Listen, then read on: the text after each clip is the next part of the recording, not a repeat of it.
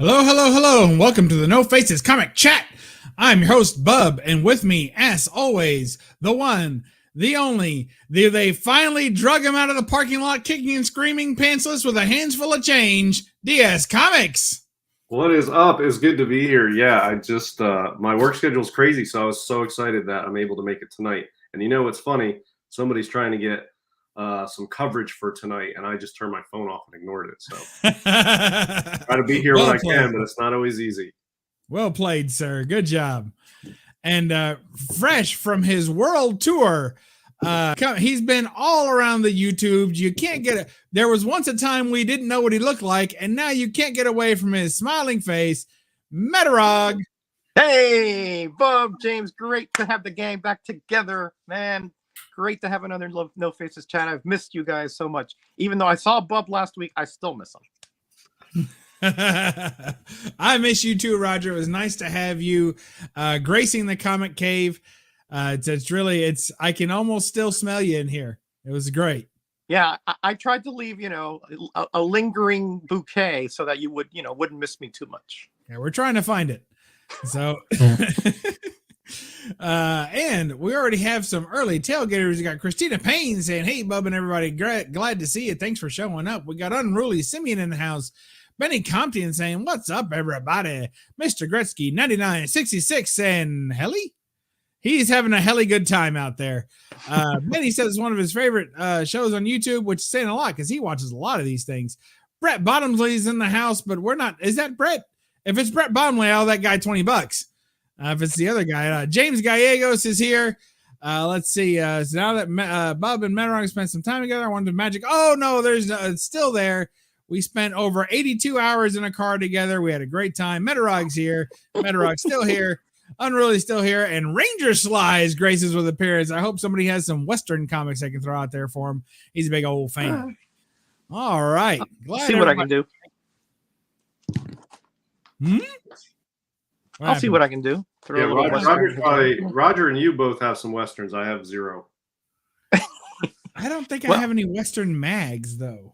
I do like some of the old Atlas, like pre-code Atom Age Westerns, but I've yet to pick one up. There was one I tried to pick up. I couldn't get the price, and somebody else bought it. So, but some of those are good. I like those.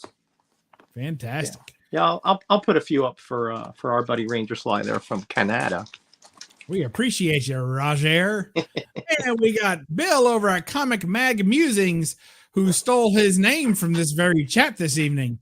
Brian LCS is here as swell. Thanks for stopping by. We got Mike Night Tiger is here, and Bigglesworth. Wait, I clicked on it. Bigglesworth, there he is.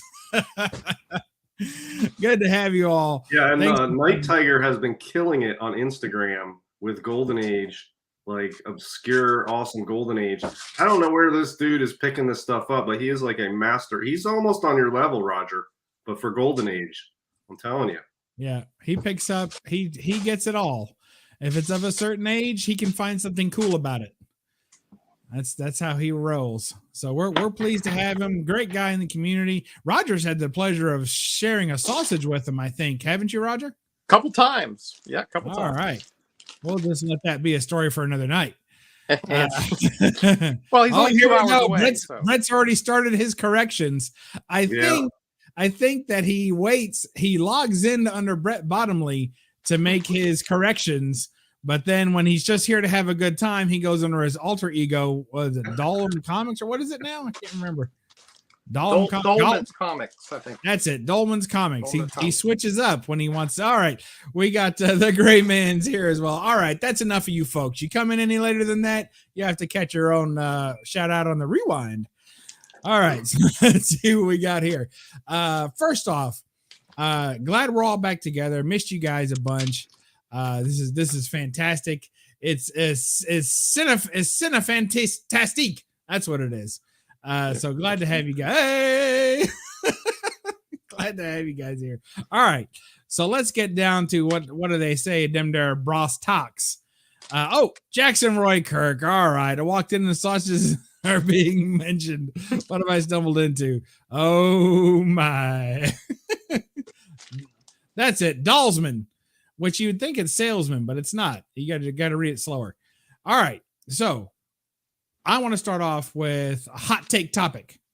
Now, yes. I don't know if you guys have seen this. So, and I don't even want to. DS is so much better at pulling these things up on his low tech devices. But did you see that? Are we doing the action one? No, I want to do the Marvel one. Okay. Yeah, I won't be able to pull that up. You're talking about the Marvel Comics one? Yeah, that just sold. Yeah. Oh, well, you know what? They might put it on the front page. These auction sites need to get their shit together so you can search past results. I'm sick of it. Really sick of it. They ought to be proud of that one. They'll be putting that in the email for the next 6 months. All right. While he's working on that, we'll just talk about it a little bit. So there were 2 big sales that recently occurred, and it's just got, something big happens when it's big enough for the mainstream media to misrepresent it. So right. That's what's does that sound about right? That sounds about right. So there were 2 big sales that happened recently. One was the Action 1 piece of a page. Did you see this, Roger? Did you see what happened with this thing? I haven't seen it. I heard about it. Yeah. So it's just a square. It's all it is the it's the number 1, and I think it might have the date on it or something, and that's it. No date. Not even the date. Not even the date. Wow. No, I'll bring a picture of that up too if you want, but let me see. Okay, so I could probably go. Oh no, they don't have. Oh yeah, they do. Okay, so you can go. GPA is a good sort of backdoor. If something gets listed on GPA, you can click the link and it will take you. Oh, perfect. All right. So here DS has activated the backdoor probe and found us this Marvel Comics number 1 graded at a 9.2. And does it say there what it sold for there? Yes. Well, first of all, this is the pay copy. So this one has in it, I'm not an expert on pay copies, but it has in it and on it like the different accounting for the book. So it's like a file copy sort of level thing. It's got some cool identifiers, like it's like a date stamp on steroids coolness factor to it. So this is the pay copy, and you can see it's got some stuff written on the cover there that quite a bit. It goes all the way down too. Yeah. So it's and then of course it has a stamp on there. So yeah, this is a pay copy, but it was also a file copy basically. And here's what it sold for. Yikes! Read that out loud for those of us there, Roger. Can you read that? Read that out loud. Oh, that's too many numbers for me to read out loud. But it's over 2.5 million essentially. There you go. Yeah, whoa. Just about. And they started adding a 15% buyer's premium. I think this price includes that. I hope so. Not clear from reading this. I hope so. If it doesn't, Roger's out. He doesn't want it. Yeah. Yeah. I mean, 15% is another what? $363,000, $364,000. About that much. Yep. Yeah. So. Yeah. So there you go. The book that is in my opinion, on par with Tech 27 and Action 1 as the top 3 big books. I mean, this is the first Marvel book. Not an MCU spec book, obviously, but here's we don't know that. the MCU over the last 20 years has made Marvel a household name in a greater degree than it ever has been before. So when people are getting into comics as alternative assets and investments and baller stuff like this, of course, what's the first Marvel comic? So this is not MCU related per se, but the MCU has catapulted Marvel to a level of being a household name that never existed before. And that was reflected in the price of a book like this, which is, still below those other two in comparable grade, but it's clearly there in the top 3 now. I mean, this is obviously up there with a 9.4 Batman 1 that sold. So yeah, this used to be in the 80s. This was number 1.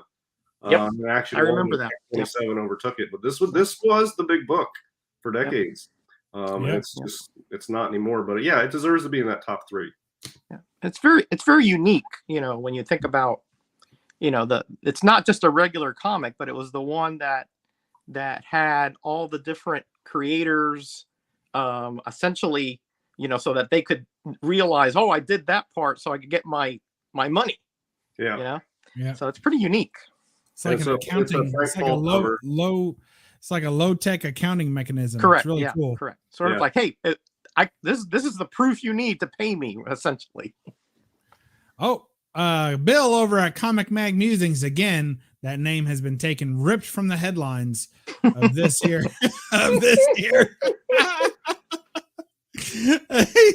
He's graciously donated, but we're blocking all. No, we'll accept them. We'll accept all the payments tonight. Look at this one. I'm going to go with my personal favorite, as I've missed these for a while. Oh, by the way, for those of you who don't know, Wonder Woman, the original series, is available. Well, this original series, which technically is the second series, but we won't get into all that. Yep. The all new, all better Wonder Woman is available on HBO Max for your paid subscription. So if you already have HBO Max because you had to watch the Snyder Cut for the 80th time this month alone, then go ahead and watch some quality entertainment. You won't be disappointed. Let's see. And it is hilariously bad, but it's so good. And it's still so good. All right, back to our regularly scheduled program. Thank you, Comic Bang Music, for that fine givens. All right. You want the action one? Wait, hold on. So I want to talk about this one for a minute. Oh, yeah. Marvel 1.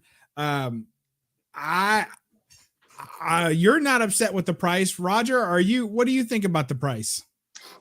Well, it's a little out of my price range by about $2,496,000. Oh, you couldn't read it before. Now he's Mr. Numbers. But it is a very unique, one of a kind that will never be replicated kind of comic. So I understand that it's going to command a premium. But boy, that's amazing. That just blew me away. Yeah, it's a bit high.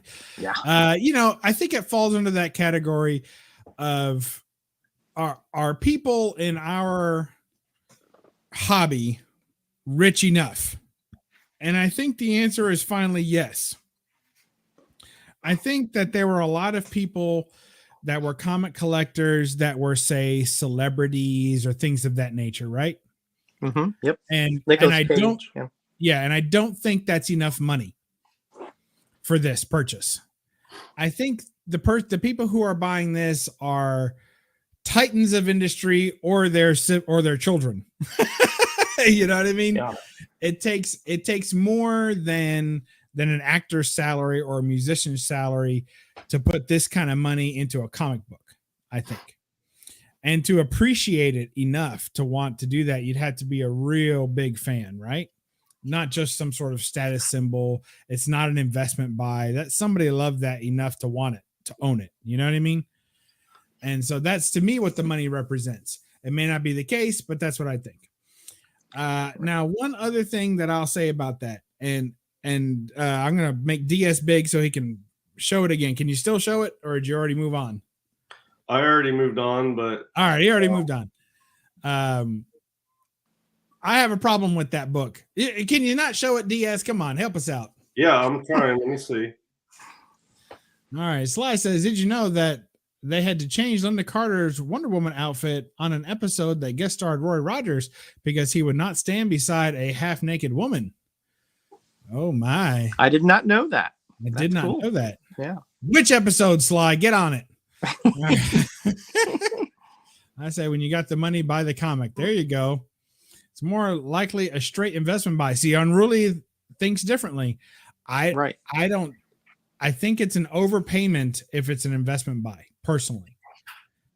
Because although it's likely to go up some, that's a lot of money to have tied up in one investment and hoping that it does, that you're able to sell it in good profitable times, Yeah. I think there's a little more than that involved. I mean, just like, I know that I don't know them personally, but I know that in Miami, I remember going to an art show once, and a lot of the really upper crust people were there, and I could overhear them a little bit, and they wanted a unique item that nobody else could get, right? And I think this might be the case, right? That they have some kind of attachment to it, but really it's the fact that they have it and nobody else has, and it's unique. That might be a factor in this. I agree with you. Look here. We have a couple of dueling half-wits together. They're just a quarter wit, though. They bring each other down. You got Roy Rogers preferred to stand by a fully naked woman, and right on the heels, Unruly says Roy insisted on laying with a wholly naked woman, then they're generously members of the Mutual Admiration Society, as Musings gets a coolness and he gets a ha. So there you go. Oh man.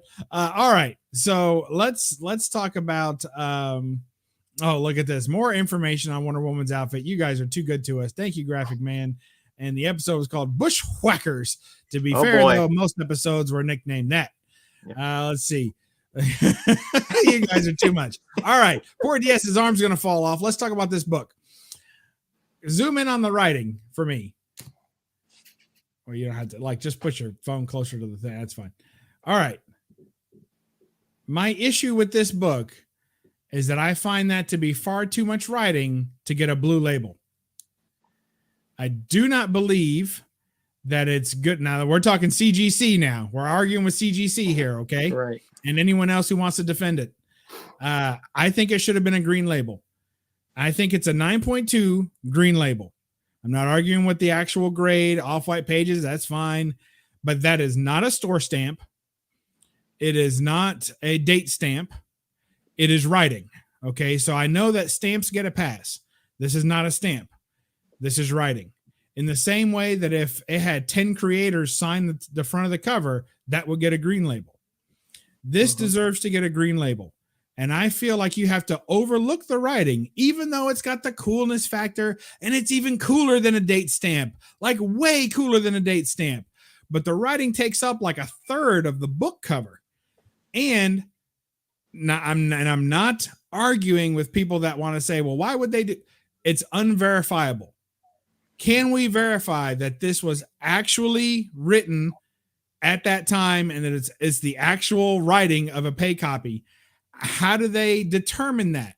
I would think that if they did, it would have to be in some sort of collection or have some sort of denotation that that's exactly where it came from and who did it and what office it was out of. And if they can't track all that down, then I think that it's just more unfair, verifiable writing. Well, let me address that then. All right. Okay. So as far as being qualified, I don't have a problem either way. Certainly let's assume it's all verified. Okay. So we'll get to that in a second, but assume it's all verified. It's the type of sort of historical indicia written or stamped on a cover that is sort of part of the history of the book. I'm okay with it being blue. I wouldn't have a problem with it being green either, though. Now, I had pressed a book for a friend not long ago, well, like last year or something, and it was a library copy, and it had a library stamp on it. Mm-hmm. I think library copies have their own sort of cool factor. I told them what I thought the grade would be, and we talked about it and sent it off, and it came back green because of the library copy, or they marked the grade down because of the stamp on the cover. Right. So it's not really consistent. Yeah, so I don't have a problem either way. There's just got to be consistency on this kind of stuff. If a library stamp makes it qualified, or some other type of writing will make it qualified. But on pedigrees, if there's the writing that is denoting what pedigree it is, certain pedigrees have certain marks on all the books, they let it slide. You can get a 9.8 and it's got writing on the cover because that's the writing from the pedigree. That's sort of the same thing as this. But then you have like date stamps. They're cool. They don't hurt the grade. But then a library stamp hurts the grade, or a bonnet store stamp hurts the grade. And that's sort of like a cool factor, well known in the hobby. So yeah, it's not consistent. I don't have a problem with it either way. That's my position on the green versus blue. I doubt it would hurt the value of this in any event. But as far as a book like this, we are, we're amateurs here. This book is well known to people high up in the hobby that have been there for decades. The prior ownership of this copy is well known. Like, I could probably hit people up and they'll tell me who sold this, who bought it, who's owned it before. I think there's a provenance for this book going back all the way that we're just unaware of, and it's not documented on the slab. But the notes on the top say publisher's record of payments to artists noted in pencil on 7 pages and the cover. I think there's probably documented pictures of the interior somewhere. I think the provenance is there to verify. Okay. It's just not given to us when it's in this auction as far as like on the slab and whatnot. And I think it should be rated even lower, or even a greener green label. When you tell me that there's 7 pages of writing on the interior, yes, I'm sorry, I'm out. It has to be green. I have no problem with the 9.2 if it's green. That's what the green label's for. The green label should quite simply be for anything that, I'll make sure I'm the one here. That way nobody gets mad at you, DS. So the green the green label should definitely be for anything that where the grade doesn't match the apparent, state of the book. So if there's some writing on the inside, or there's a coupon cut out, or you can't tell from the slab that there's something further wrong with the book. Now, in that slab, you could definitely tell that there was plenty of writing on the front. And again, I think it's cool too, but I just think it should automatically be a green label, especially with 7 pages of writing on the inside. And it's kind of like excessive. Yeah, I mean, if you had a date stamp and if they date stamped every single page of a book, I bet you they would take off for that and they would get a green label. Oh yeah, heck yeah. Yeah, I mean, I've seen points lost. There was a Shock Suspense Story 6 out there a while ago that had stamps all over it, and they detracted from it because I think their rule on stuff like that is it has to be like a stamp has to be non-obtrusive. And so if it's a huge stamp across the entire cover that blocks all kinds of stuff, it's going to hurt. But if it's a small one, it's okay. But if you take that small one and stamp it 10 times, it hurts. So, it's not really very quantifiable what they're going to do with it. But this is, in my opinion, I don't have a problem with this being blue. But if it was green, I don't have a problem either. But this is essentially a very special type of file copy that has real cool historical information written on it from the time, and I think it can be verified. It's just not verified to us. I don't have a problem with it either way. This book is going to sell for the same amount regardless. Yeah. I don't think that's going to make a difference. But I think Bub has a good point, though. Yeah. If it was any other comic, that would get a green label. All that writing, if you just detracted points for all that writing, and just graded it straight up blue and counted all that writing as defects, you're probably still in the 8.5 to 9.0 range, I'll bet you, because writing in pencil on interior pages doesn't hurt that much, and this amount of writing on the cover is not going to hurt a ton. It's not going to drop it down to like a 6. So this would be an 8.5, maybe 9.0 range anyway, probably. But yeah, I mean, either way, it's interesting. But I guarantee the provenance is out there. This was the original copy that Lloyd Jaquette, or whatever his name was, Lloyd Jaquette, annotated all the payment. It's well known the provenance of this. It's just not given to us. That's what I think. So I think it's verified. I don't have a problem that it's verifiable. But yeah, green versus blue. Yeah, I don't know. Take your pick. Yeah, I think I agree with the graphic man here because he agrees with me. So what else? But yeah, I think any schlub turns in a book that's not of that age and caliber, with that much writing on it, regardless of what the writing is, and they get a green label. But I'm sure that when this book was sent in for grading, there was a lot of discussion that occurred because CGC at this level charges by percentage. Yep. So the value of the book is factored in. And for all the talk we have between blue label, purple label, green label, silver label, and all the other different colors of the rainbow and yellow labels and everything else, everyone prefers blue, especially if it's an investment, because the other ones tend to have sketchier, or even if you, in a book like this, even if you knocked out a single potential buyer, and I'm not talking about, Comic Mag Musings lowball of $40 on eBay, that's not what I'm talking about. But if you knocked out even a single prospective buyer, that's a huge hit to the potential overall sale price of this book in auction. Yeah. So I think it would have to, I'm sure there was a great deal of discussion as to what this book was going to come back at. I'm sure it was pre-graded, and they said we want a blue label, and then they agreed on it. And before it was all said and done, that book came out exactly the way it was expected to. That's what I think. I thought we were talking about magazines. All right. I'm with Comic Mag Musings. I don't like writing on the cover either, so I also didn't bid on this one. Yeah, I'm sure that's what it was. Yeah, that was the stumbling block, I'm sure. No, I've seen other pay copies, and they're blue. File copies are now getting pedigrees, like the Gaines file copies for EC, which I disagree with that. Yeah. So there are some changes going on in the labeling of these big key books, and I think money is behind it, of course, But like Gaines file copies, in order to be a pedigree, it has to be an original owner collection. Those Gaines file copies were never owned by anyone. No. They were sold. They were pulled off the line and stashed. So it's hard to say it's an original owner of a book when the factory never sold it in the beginning. No owner.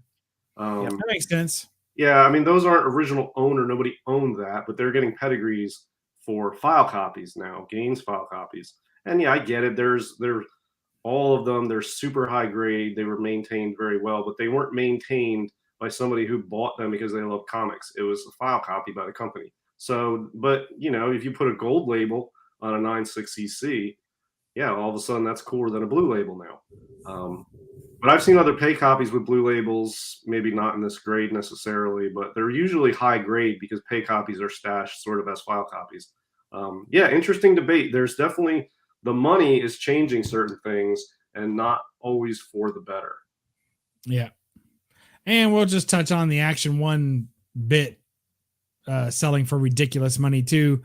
And that is where I start drawing the line. That's not even a comic anymore. That's a piece of a comic.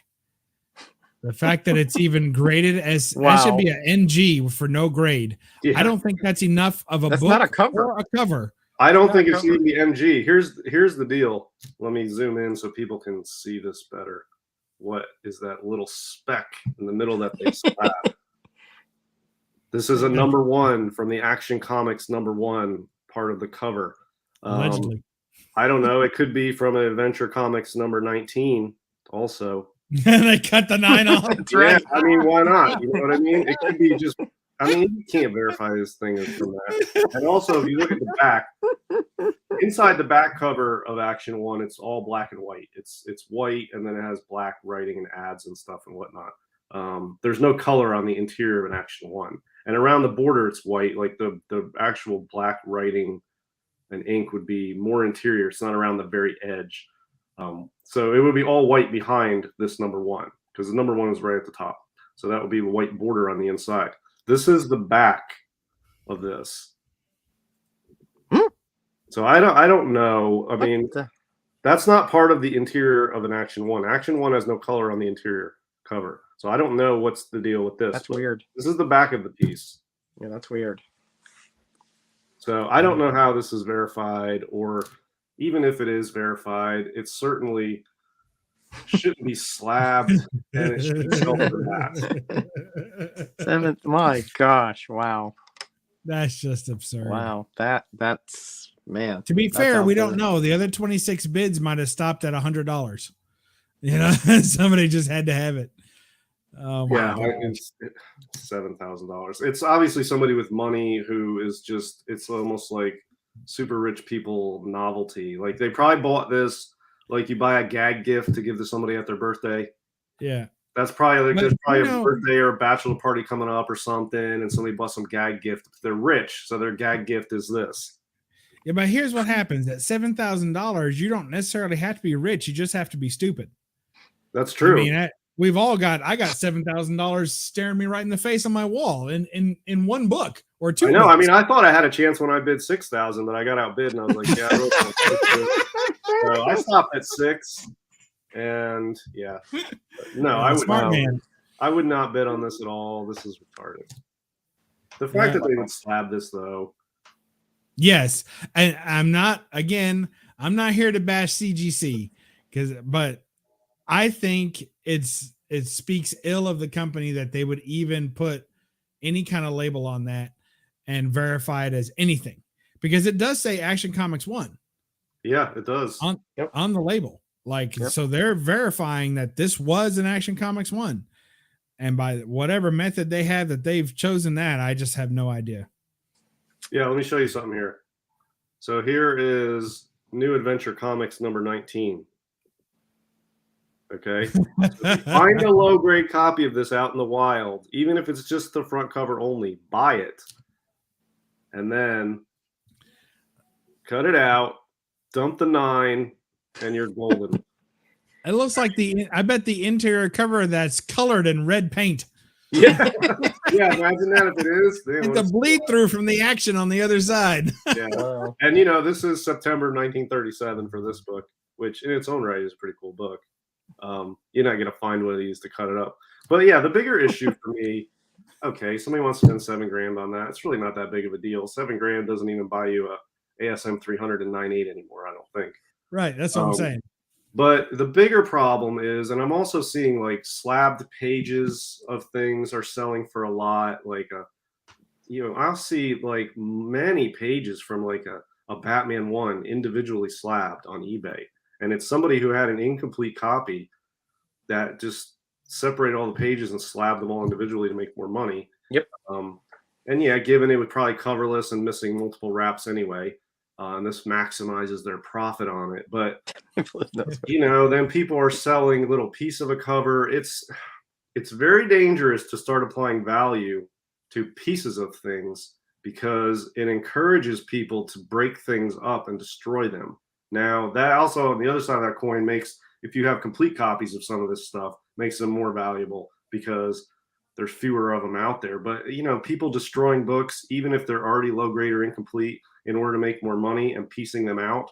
They're making Marvel cards with panels from comics. I don't know if we talked about it on this show or not, but they're taking, you can get, they're inserting them in or whatever into these trading cards, and occasionally one of the trading cards is actually a panel from a comic. Wow. And so that comic was cut up and that into panels, and those panels were put on trading cards and sold. Yeah, it's a dangerous precedent to start assigning value to cut up pieces of books, because wherever that number 1 came from, it was more of an Action 1 than that little pieces, and it's no longer. So I don't, Yep. It's sad to see books being destroyed, even if they're already sort of destroyed. But yeah, I don't like seeing the pages. People get file copies, or not file copies, bound volumes. Oh yeah, the bound books. Yeah.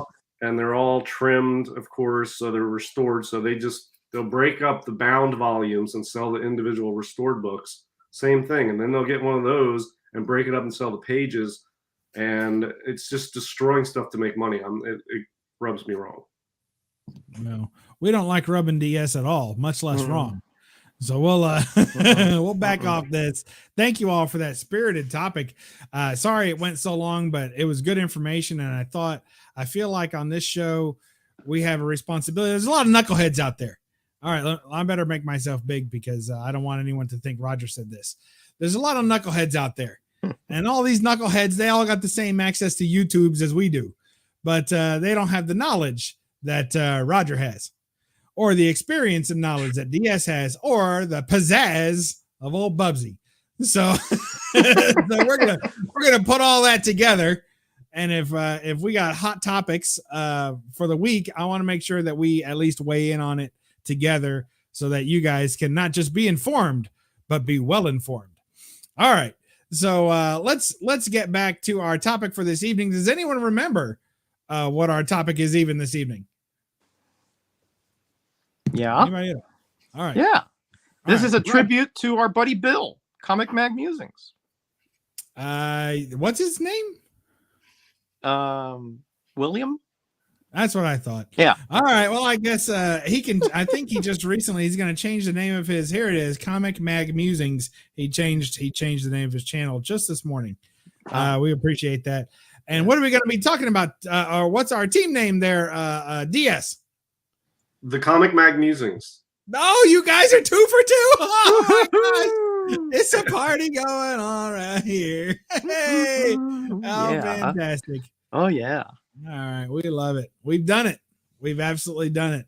And we're gonna have a seizure warning on this episode. Ooh. So yeah, there you go.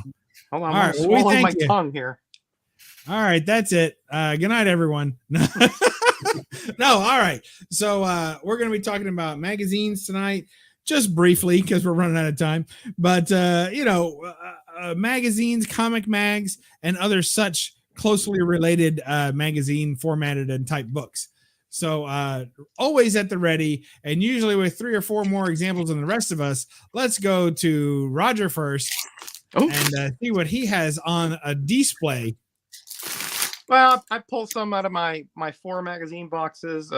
Here's the one that I picked out for Ranger Sly. I bet you he has it. It's Comic Book Marketplace 98, and it's an all-Western issue. They talk about Golden Age Westerns, the more modern Westerns, the all different publishers, Roy Rogers. You'll see the Durango Kid over here, Tom Mix. I think that's Fawcett, things like that. So that's a really cool. I think there's Roy Rogers right down there. Anyway, so I really like this. This was like the magazine that used to get DS before there was all the online stuff like like the spec stuff and all that. Like it would follow trends. Like what was selling in different parts of the country, etc. What comics were being graded or being sold at the higher levels and things like that. But I got it for the articles. I thought it had brilliant articles in it. And here's another one. Of course, you recognize that cover there. I don't know. It's a real mind bender.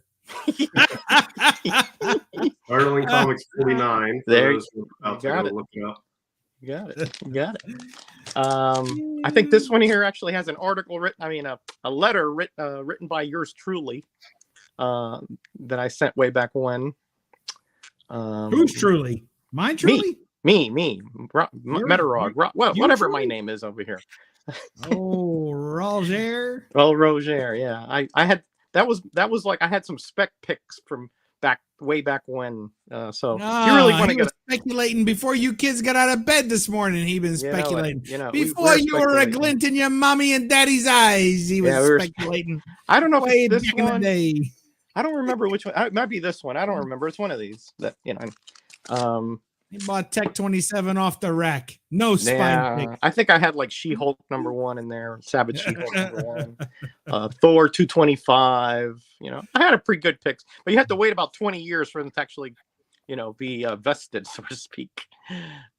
This is a really good magazine if you're a Kirby fan, man. It's got a lot of like even unpublished art, a lot of great articles on the King. Look at the back covers here, just spectacular stuff. Oh wow, that's I've never great. seen that one.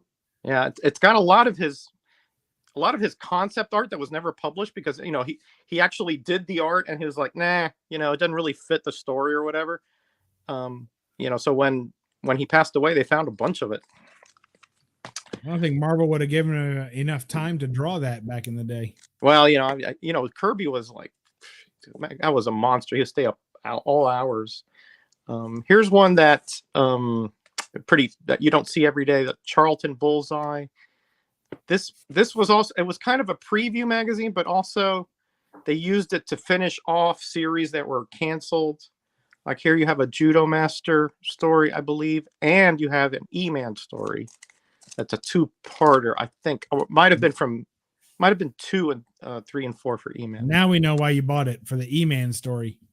Well, I and also because I'm a big martial arts fan, so but these are tough to find, and me, I'm not going to pay a lot for them. I was looking for them at the show, nobody had them, so I believe it. Yeah, I don't think I've ever seen any of those Charlton magazines for sale. They're not easy to find, because this was like, Charlton's weren't selling that well to begin with, and then when you had these and their newsprint covers, and there were $1 when everything else was like 30 cents, you're like, nah, I'll pass, So yeah, I can see that.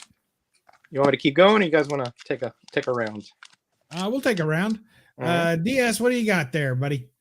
I'll show all my actual magazines. This one is A-OK from Bub. Woo! And this is the cover story, basically, is one of my favorite sci-fi films of all time, Forbidden Planet. Forbidden Planet, yeah. And you can't beat that with a robot on it. So yeah, this is on permanent display in my. And the first A-OK you ever received, is that not correct? Yes, it was actually very first one. Cool. So yeah, I love that, and I love that movie. So here's the other magazines I have. This is Eerie number 2, which is the first magazine issue, so sort of like an Eerie 1. Really cool Frank Frazetta cover here. I don't collect magazines, but this one is one of the few I wanted. And somebody who knew I was looking for one was like, hey, there's one on the CGC boards. And I went and looked, and it's a 9.4. And I was like, yeah, all right. So that was a good price. So I'll take it. This is a Frank Frazetta cover on this. Nice. So yeah, real cool. 1966. So this is the first magazine issue. So kind of like a key, if there's such a thing, with Eerie's. And then the only other actual magazine I have is this one, which is part of my Bernie Wrightson collection, Web of Horror 3 from 1970. This is the first Wrightson cover anywhere. Love it. And who signed it? Well, it's signed by Frank Bruner, who has interior stuff. He did a lot of interior stuff for magazines in the 70s. So yeah, signed by Frank Bruner on May of 2019. But I had what did I have? A 7.0 of this, or 7.5, a 7.0 maybe, and then I upgraded that to an 8.0 or an 8.5, and then I found this one, I think, on eBay, and it's a 9.0 white pager. So I was like, well, let me upgrade to that. The signature's incidental. I mean, it didn't seem like it cost any more with the signature, so I just figured I'll upgrade it. So yeah, really cool. And this is the Wrightson cover, but the back is like the best part because it's like a virgin. Yeah, like the virgin back cover. Nice. And you can feel that cold, crisp wind blowing right from the. Oh yeah, Roger searched for 7 hours in the frozen north of Toledo to find a virgin Yeti. I did. But he'd only find a bunch of loose Yetis. It turned out. I just had a big bub foot. That's what I got. Yeah. So then let me show one more. This is not a magazine per se, but sort of is. This is from 1916, and this is a pulp. It's 1916, so this is during World War I, prior to the word robot even being invented, which I think was 1927 or something like that. I can't remember exactly, but this predates the word robot even. And yeah, this is a really rare one. It's obviously old, and it sort of meshes war with sci-fi with this electric titan on the cover. So a super tough one to find. He's got the barrels coming out where he's shooting. So this is supposedly the future of warfare here. And you can see that cool tank in the background too. Oh yeah. So yeah, pretty cool. It's pretty faded. I mean, this would have red up here and in the background, but 1916, good luck finding one of these. That's fantastic. Yeah, sort of a magazine-ish type thing from 1916. I love robots. I might need that in my collection when you're done with it. Nice. I'll put it with the Planet Comics 1 and save it off to the side for you. Yeah. Bundle Let it me up. know where I can send the flowers to Mrs. DS. Yeah. Yeah, so real cool. December of 1916, 15 cents robot. Yeah, it's cool. It's over 100 years old. Yeah, so that's that. I got a few more things here, but they're not magazine really related. You want to see some more? This one be up your alley, bub. Ooh. Oh, Fantastic yeah. Story magazine I'm digging it. from 1953, and it's an Alex Schomburg cover. Yeah. Nice Pieta super cover. cool. Yeah. Very nice. Yeah, nice Wow. Alex Schomburg 50s. You know, after he stopped doing Golden Age comics, he did a lot of pulp covers, and this is one of them. And you can see his signature. Where's his signature? Down here. There it is. Oh, wow. Full Very sig cool. too. Nice. Yeah. Yeah, pretty good. Nice bright colors on this copy. Yeah, this is cool. This is an AOK from Kavi, Comic Books NYC. Wow. Oh, cool. Yeah, he sent me a few things, including this, which I was super cool to see this in there. A Schomburg pulp cover with a robot, not a robot, a Martian sort of dude. Yeah. Alien of some sort. And it's Oh, like cool. it's like an apocalyptic scene because you can see the city in the background and like the buses are buried in sand and the Martians are coming down. Yeah, cool. Nice. Very cool. Digging it. All right. Taking a break?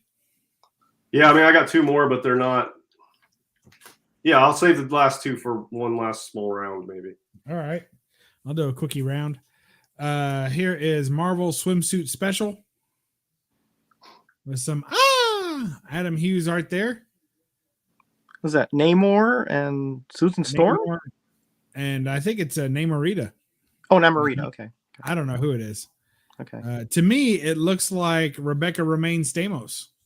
Yeah, you're Oh, it right. does. You're right. But she might Dead just ringer. be Rebecca Romaine now. I don't know. She might be Rebecca Iceberg Lettuce. I have no idea. No, I don't keep up with the celebrity weddings. Here is the Incredible Hulk poster mag. You guys got to dig those poster mags. Look at that. That guy's got some green teeth. Eh. You know, if you don't brush, that's what happens. That's what I hear. Nice looking guy.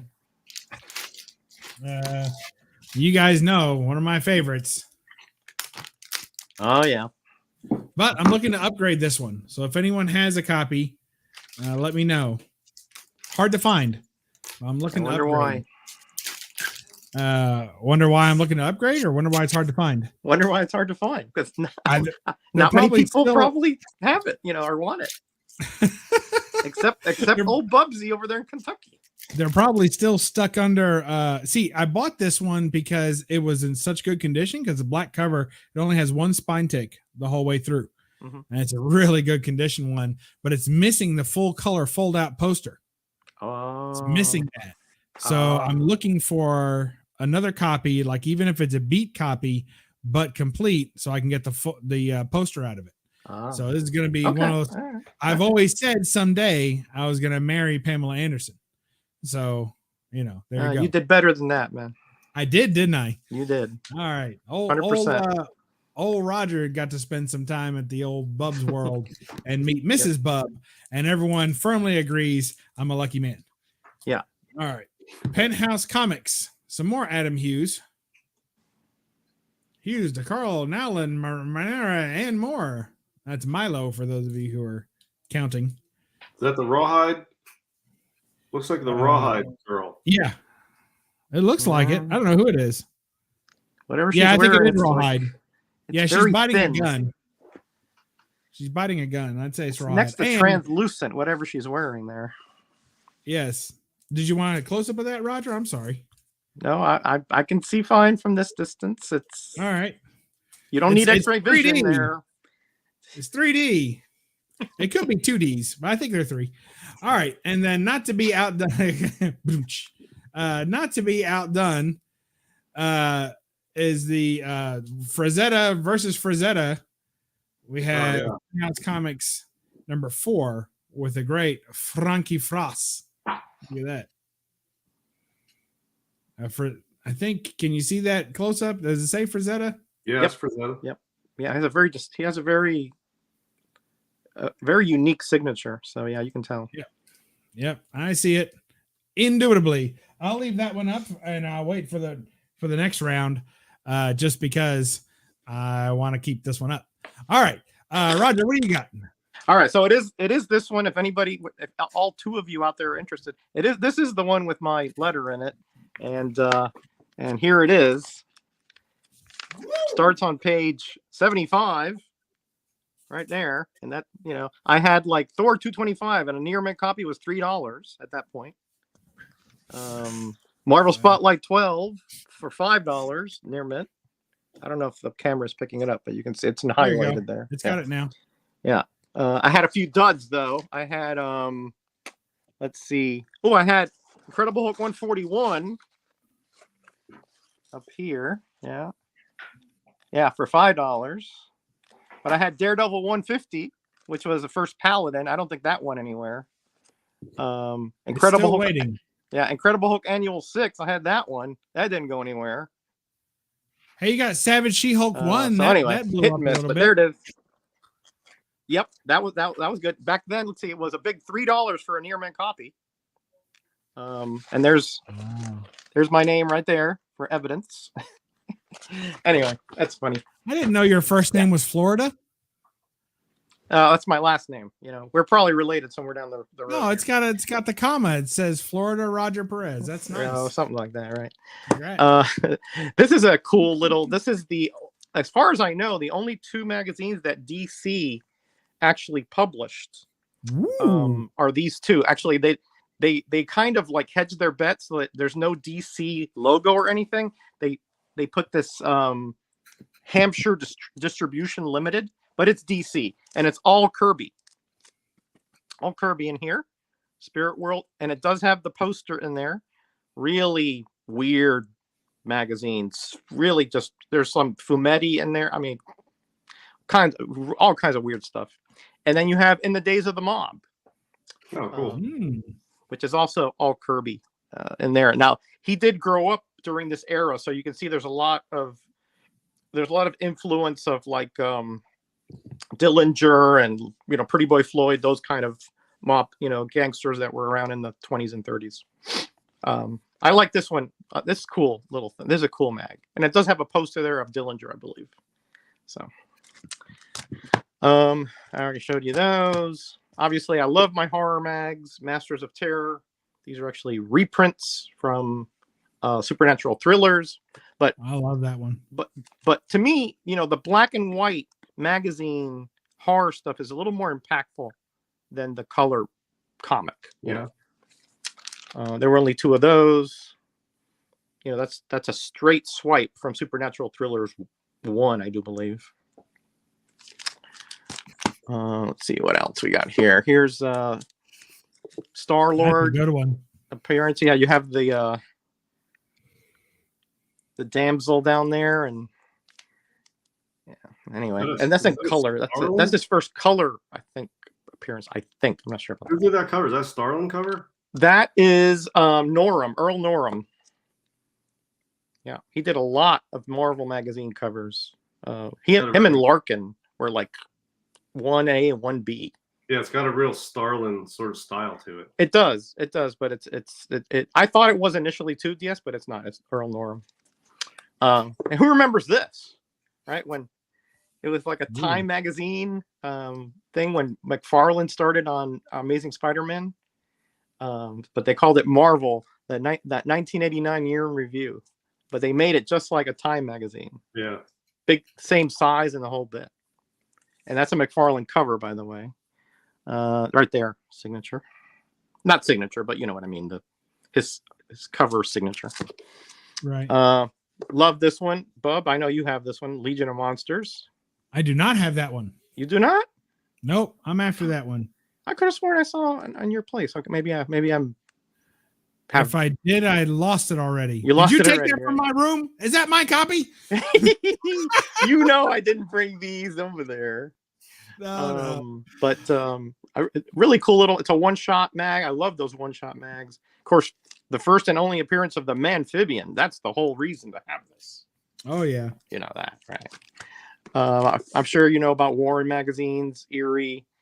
This is one of the what I like about this one. This is all one huge story here in the Erie. That's how sometimes there are anthologies. Yeah. Yeah. One huge story here, and it has Panther in there. Has Vampirella. Has what's this baby something? This guy I forgot what his name was now. Just again cool little thing. Of course, heavy metal, right? Heavy metal. I love that one when I was younger. Yeah. I don't have too many, but I bought a collection many years ago and it had a few, so I kept them. Not a little cool. more edgier than I usually buy. Yeah, stuff. I'm shocked personally. Well, it's got enough of a sci-fi element in there, probably to keep them interested too. Yes. Though it's not just most of it is not that racy. There's a couple things, but most of it is not that bad. Of course, this was a 2-issue. Back in the late 60s, I think. No, early 70s. I'm sorry. Spectacular Spider-Man 1 and 2. I think the number 2 is in color. But it's a painted cover here. Yeah, I love that cover. That's such a good work of art. By Romita. Yeah. That's really one of my favorite Spider-Man works of art ever from Romita, for sure. It's such a good cover. It is really good. Yeah. And I like the fact that since it's painted, it has such depth to it. Yeah. He did a similar one for Spider-Man in the 40s, I think. But this one blows that one out of the water totally. Well, yeah, that one's got the more of a flat, cartoony comic quality to it. This one is much more serious and menacing with the Goblin on there. Yeah, that's actually the reason I got these two. They were in a set. I got them at a convention many years ago. It's because they reprint. This one reprints. I have the story. It's in the 1-teens or 120. I think it's in the 1-teens. But I just like the black and white format. It kind of does work pretty good for that story. And of course, this one here, early Punisher appearance, Marvel Super Action. I think maybe his 3rd appearance. I'm not exactly sure. And then, of course, a favorite movie of mine, The Land That Time Forgot. Cheesy as all get out, but I love that kind of stuff. That's great. So those are just kind of. I have, like I said, I have 4 boxes of magazines, but these are kind of just a little bit of a taste of the stuff that's in there. Bub, you need to put that one on your list. It's got Beasts and Beauties. Absolutely. Definitely up your alley there. That's a good one. Which issue are you asking about, Ranger? I'm sorry, I wasn't looking at the chat. Let's see. Which one was he asking about? Yeah. Oh man, that was early on. That was one of the first ones you showed. I think it was the because you had said that he had a copy of the Western one. Or that was in the last stack though, wasn't it? Yeah, it was in the last stack. I don't know. Maybe if he lets me know, I'll shoot you. Yeah, and Jambo's asking if you don't have any Vampirella, Roger. Yeah, that's the only Vampirella I have is that Erie. Yeah, not. I would like a Vampirella 1. It's a pricey book. I mean, it's as pricey as anything else I buy probably. So I will get one, but I just need the right copy at the right price, and I'm a little cheap, so I'm not just trying to buy the next one that comes around. But Vampirella 1 would be one of the few on my very short list of magazines that I still want. Cool. Jackson Roykirk says he thinks this was actually printed here first and then reprinted in Spider-Man. Might have been. Yeah, might have been. Yeah. And Ranger Sly's wanting to know which issue your letter was printed in. Of Marketplace, I believe. Right. Yeah, the famous issue. Everybody go out and buy this one now, right? Here we go. Comic Book Marketplace 17. That's it. Oh man. I can't wait. I'm all over it. Yeah, and I wanted to mention when you were showing those comic book marketplaces before, those are real cool. I've had some of those before and read through them. All that stuff's always fun when you find those old comic book magazines, pre-internet stuff. But also like the Comics Journal is one of my favorite ones too, with the articles. And a lot of those have good previews and origins of characters by artists and editors and stuff like that. So a lot of good deep background in these. But I like this one's good. I like the Comics Journal too, is a really cool one, similar style. I agree.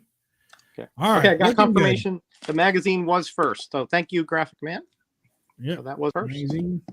Excellent. And Jackson Roykirk. And Jackson Roykirk. They were on the ball. Just confirmation, Cool. All right. DS, what? Oh my gosh, what happened to DS? Oop, there you Oh, go. there he is. Oh, there you go. So yeah, magazine booklet thing from 1990. Dave Stevens cover is why I bought it. I actually found 2 of these in a storage unit, and I gave one to Jimmy, Geek Aficionado, and then I kept this one and cleaned it up and got it slabbed. This is basically it's just filled with black and white thumbnails of Betty throughout. That's pretty much all it is. But the cover is a really, really good Dave Stevens cover on this little booklet. Not impossible to find, but probably pretty tough at a 9.6. You can probably find them on eBay. Really worth picking up if you're a Dave Stevens fan, because all his art is good, but as far as like female covers, this is really one of my favorite works by him ever. And it's got all the faces in the background and that circle. Just a super cool little Dave Stevens thing. This is sort of a preview of what you see inside. It's a bunch of black and white thumbnail photos of Betty is basically the only thing in this. Cool. Yeah. I've got that. And then I have one more sort of booklet thing. So that's from 1990. This is from 1933. And I know, Bub, you have one too. Oh, yeah. Yeah, I've noticed this is gaining a little popularity. People are digging deeper. And Thanks to us. Old stuff. This is, I picked this up cheap. And I think Bub got one pretty cheap too. I've been seeing the prices on them lately are much higher, but you can still find affordable copies. It's an illustrated text story, but it sort of predates the traditional comic book form, which really started, I think, in 1935 with maybe Famous Funnies #1 was the first regular newsstand recurring comic book, I think. So this would predate the actual comic book. So a comic precursor with a Phil Nolan cover, Buck Rogers, 1933 sci-fi. I mean, you can't beat that. Pretty cool. Absolutely. This is a Kellogg's giveaway. So they have some of the Kellogg's products on the back. Kellogg's Pep gives you pep. Yeah, so what do you got on there? You got your Pep brand flakes. You've got your Kellogg's coffee, Kellogg's Rice Krispies, whole wheat biscuit, all brand, and corn flakes. Whoa. Yeah. So Nice. and I like the coffee comes. I don't know if you can see. This is the old style can where they have the key taped on the top, where you have to stick it in the little thing and roll it open. Yep. Like, They used to have that on the cans probably still have that, I think. They do have that, like I think on some meats, like the tuna, not tuna, the sardines. I've seen that on sardines. Yeah. Yeah, like the little square rectangular tiny things that usually fish. Some of them will have it. That's a coffee, so that's how they did it back in the day. They didn't have the pop tabs on the Very coffee. cool. So I don't know. This is a cool sci-fi sort of comic precursor. Predates all comic books. And super cool. So that's my non-comic, that's my magazine sort of booklet collection. I'm really fond of this one. It's not worth a whole lot, but 1933 60 white pages. I think most of them have white pages. It's really good paper. This is really quality paper. If you get one of these, I have this raw, and it's really good paper quality. Very cool. Yeah, that's a very cool piece. Yes, All that right. and the Godzilla one you have, I think, are the two coolest ones. Oh, so the Godzilla, I have the first Godzilla. It's just a one single wrap newsprint. Yeah. Yep. That what you're talking about? That's what I'm talking about. Yeah. Yeah, I actually gifted that to Biggie's Comics, the NYC guys. Yes, right. New York City Warriors, New York Warriors. Yeah. Biggie's on that channel. I gifted it to him. He's a big Godzilla fan, and he has a collection of Godzilla stuff. And I thought it was more appropriate to give to him. I don't have the space for it, and I told him, take this. You'll enjoy it. What you should do at some point is open it up, the wrap, and frame it where you can turn it one way or the other and see the whole thing in the frame. It's just a single wrap. But that thing was handed out at movie theaters for the first American release of a Godzilla film. So it's like the first American Godzilla comic. It predates the Godzilla #1 Marvel thing. That was I gave that to him. I just didn't have space for it, and it's one single wrap of newsprint folded over. So I didn't feel like it was really safe with me. I don't have one. You don't No, I trust yourself. gave it to him. I figured he would get more enjoyment and use out of it. That's cool. Yeah. That's cool of Very you. cool. All right. I'll take my final lap here. Start off with a book you guys have never seen before. Yeah. Betty Page, Queen of Curves and Movie Star News by Dave Stevens, circa 1989. Yeah, there is. Never seen that one before. Here's another one that you've never seen. It's Buck Rogers in the 25th century. Deja vu all over again. This one's by Dave Nolan and Dick Chalkins. You see, can you see that Dick Chalkins there, Roger? Dick Calkins. Oh, even better. That's so good old Dick Calkins was working with Phil Nolan on that one. And then check this out. This is Tomb Raider magazine starring Lara Croft. And a fantastic cover there by Adam Hughes. Most of my mags tend to be cover driven. But every now and then I'm in it just for the stories. But here's another, The Green Slime. Look at that. Love it. Great. Who's Love the it. artist on that? Love it. I forget, but it's because this was the original movie poster. And they adapted it for the cover. So this art was on the lobby cards. Yeah. Yeah, that's cool. It looks like, man, I don't know. I bet you that artist is somebody we know. I mean, it almost looks like it could be a Wally Wood cover for real. Beautiful, isn't it? That's probably not. Gorgeous, But yeah, gorgeous. that's cool. Look like some Dick Calkins on the cover. Yep, Scar Pads. He knows his Dick Calkins. Can't get one past him. And somebody was clamoring for some Plug. Oh yeah, nice. So here's Rocket Blast, Comic Collector, with a nice Plug man thing. Look at that. Oh yeah, and I've researched that title. Cool. All of those issues have such great covers. I never owned any of them, but I bet the interior stuff's cool too. Yeah. But they all Oh, have yeah, great it is. covers by great artists. In Some that more one. Plug. Yeah, they do. Yeah, it's a fun book, but it's mostly just this stuff, you know. Oh, just like writing. And then Oh, you yeah. get little sketches and little comics, and I'm digging all this stuff. Oh yeah, that's cool. So that's the kind of thing I get into. And these of all the kind of fan mags, or this is like a marketplace mag, ad zine, if you will.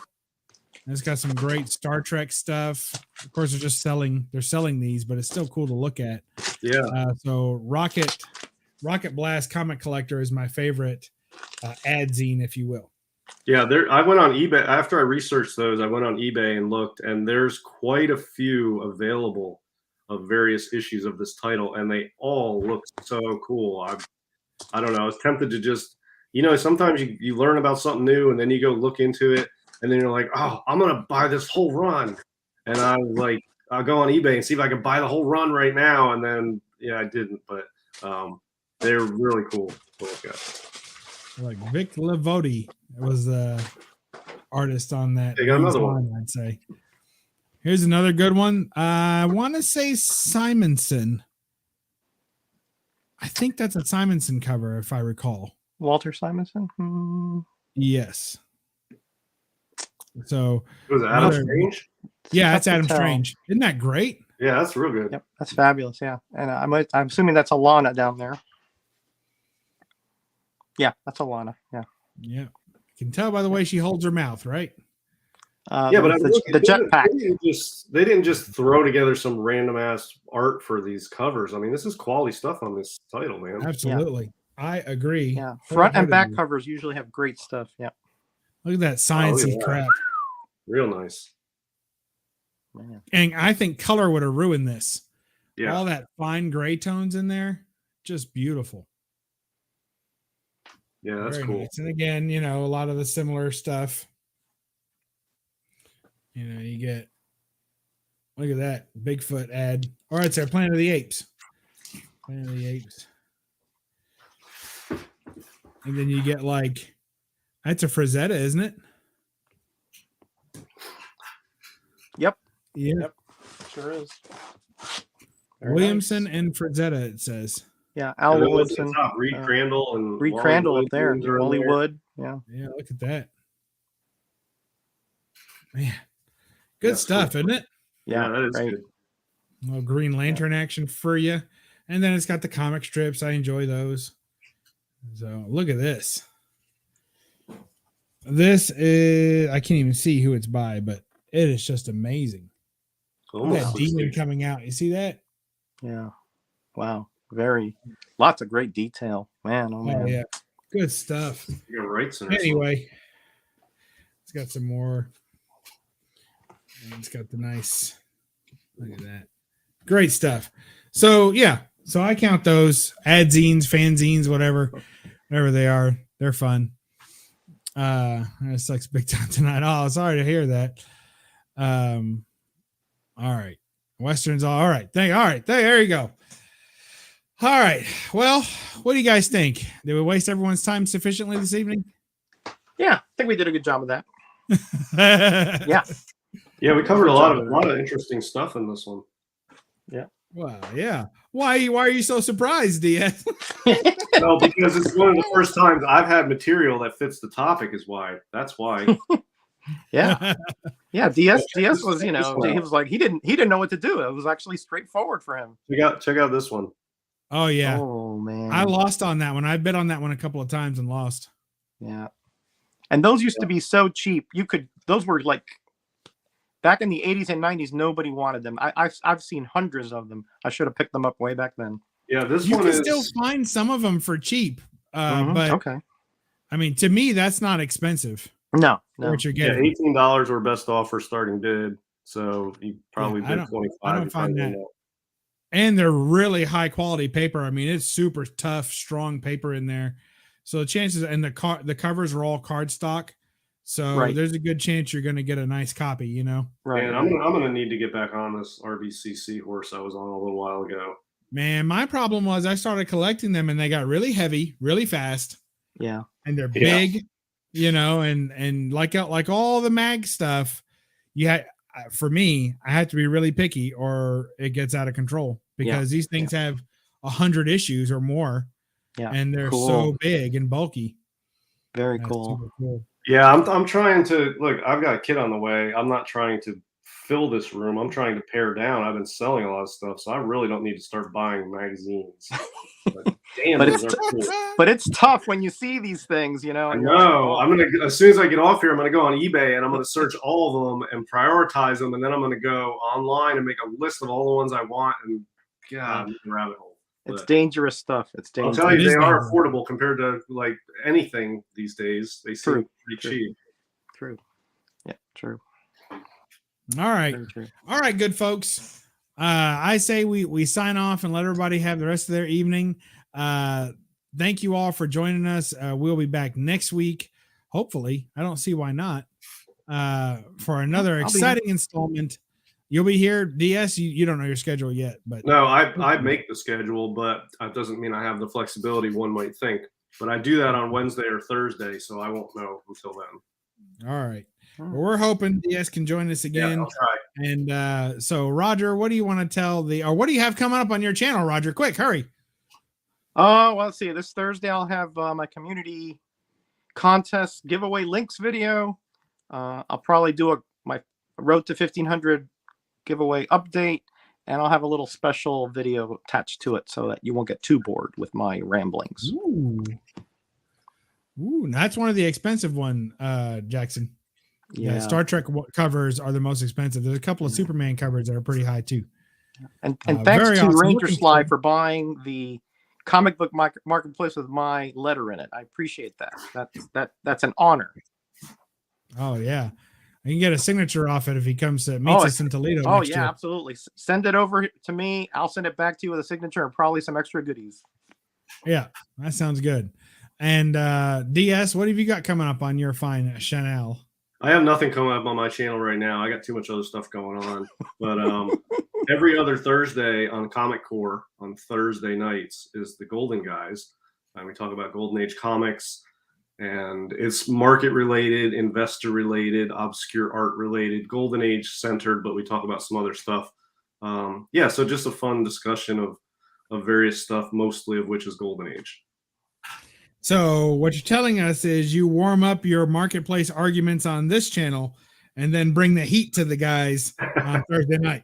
Well, if you guys want to go to Comic Core and look at the last episode of Golden Guys, we actually went over the Comic Connect auction that had both that Action 1 piece and the Marvel Comics 1 9.2 pay copy. So we covered that. So if you want more in-depth detail about that auction and those in particular, some thoughts of some other community members, which is JD and Knights of Old, Mike is on there with me, and Lewis, who I don't think does anything on his own channel.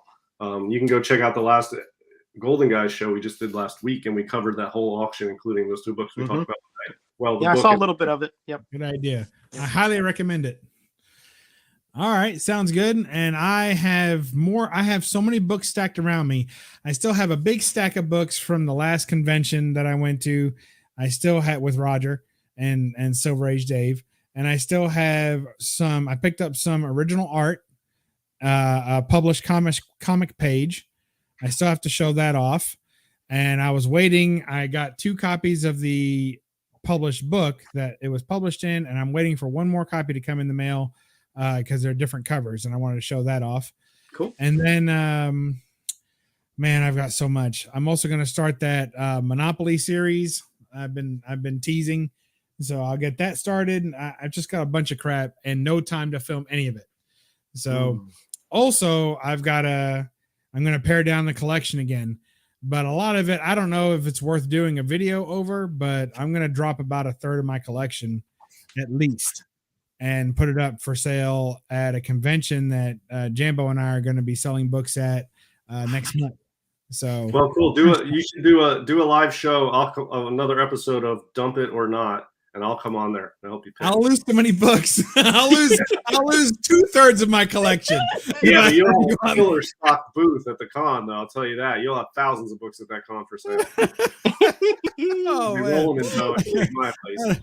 I cannot afford your generosity. Yes, BUB'S 2022. You've got two extremes. You have me on there. I won't get rid of anything. You have DS on there who get rid of everything. So maybe between the two of us. Yeah, I need you both out there. Yeah. Even things out. Yeah. I'll bring Ranger Sly in. My whole collection will consist of 4 books and they'll all be Westerns. That's right. Yes. We're taking over the world one comic book at a time, says Comic Mag Musings. I sent him that in a text 4 years ago, and he's been saying it ever since, along with a clip art of a Hulk face. Hulk smash. Hulk smash the like button. Comments and what likes are always appreciated. Yeah, right. Whatever he said. And always open your boxes with a box cutter for right-handers. Yes, made specifically for right-handers. For right-handers, yeah. Yes. All right, you rascals. Hey, thank you, Agu. Super sticker. I'm gonna give you for that one. Hold on, I'm trying to find it. We're having tacticular difficulties here. Just a moment. We've almost acquired. Here it is. Here's the $1 shoot. There we go. All right, look out. All right. Well, I thank you, everyone. Roger, what do you want to say to the fine folks at home? Be kind to each other. Be blessed. Be back next week. Thank you, sir. And DS? Make sure you do your homework and don't rely on GPA. Ooh, I like that one. Yeah, thanks. And look, now we're getting confused. Dalsman Comics here says that this is a Zek cover. That's correct. I do recall that. And but he should be correcting us under the Brett Bottomsley tag. So I don't know if I can consider this might be a bot. Oh man. All right. Yeah. Oh yeah. This handsome devil's your host. All right. So we will catch you next time on in BUB'S World. Remember to read a comic and don't apologize for the glare. Bye-bye.